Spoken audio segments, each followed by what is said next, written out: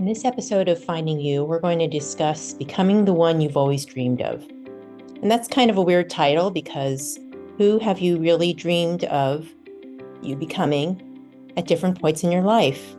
Might have looked very different when you were young compared to being a young adult, compared to being mid-career, or compared to being someone who's in your latter years thinking about your retirement or golden years.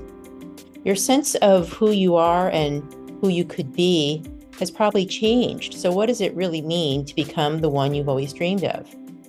Well, imagine the one that you've always dreamed of is the one that just feels the most fulfilled and beautiful and elegant and strong and powerful, impactful in the way that is meant for you. That's going to look different at every stage because our values and how we decide what matters most to us changes as we mature. When we're teenagers, or maybe into our young adult years, we tend to value what the most important others around us value. So the one that we dream of might be somebody that community or group holds in the highest esteem. But we may reach a point in our life where that just doesn't feel right. That's not us. That's not our skill set. That might be someone we think we want to be, but that might not be what our hearts are longing for. So the one you've always dreamed of, really in the deepest part of you, is the one that is most authentic and true to who you are at the deepest level. If you were to be divorced from the opinions and beliefs of others. Of course, this can be difficult to become that one if you're not aware of yourself, which is why taking the time to get underneath your shouldhood, or all the beliefs that you should, you must, you can't, you will never, you will always, you have to, you can't, all those beliefs, to see who you really are. And the thing is that a part of you always knows. The part of you that's in your heart and in your gut, that feels really good when you do something, regardless of what somebody else thinks, the way you can make the best, most positive difference in the world, regardless of what you have to do in your day-to-day life. The one that actually daydreams about this at certain unexpected moments. Maybe when you're watching certain movies and a certain hero who has a story and a path and a self-realization and insight, surmounting a challenge.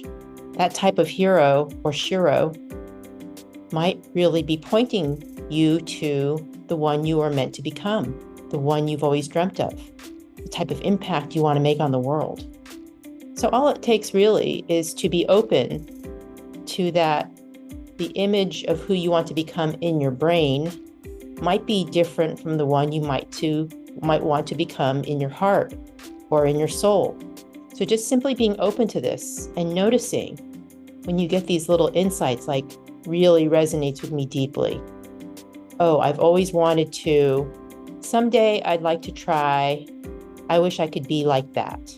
So these kind of awarenesses are pointing you in the direction of who you've always dreamed of becoming.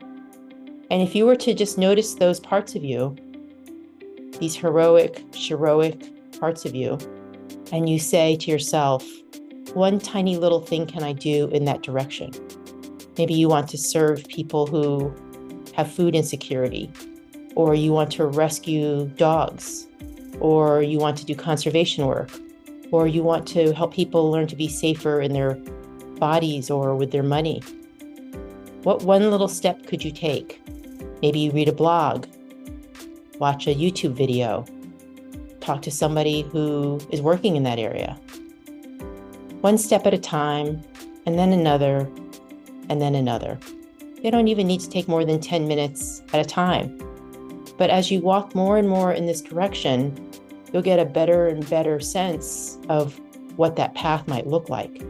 And if you literally only take 10 minutes a day or 10 minutes a week, by the end of the year, you'll be much farther along than if you hadn't done this exercise at all.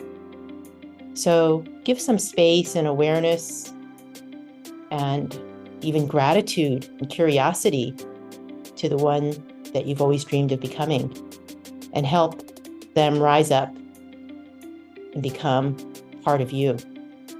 So thanks for listening to Finding You. In next week's episode, we're going to discover what it means to be you.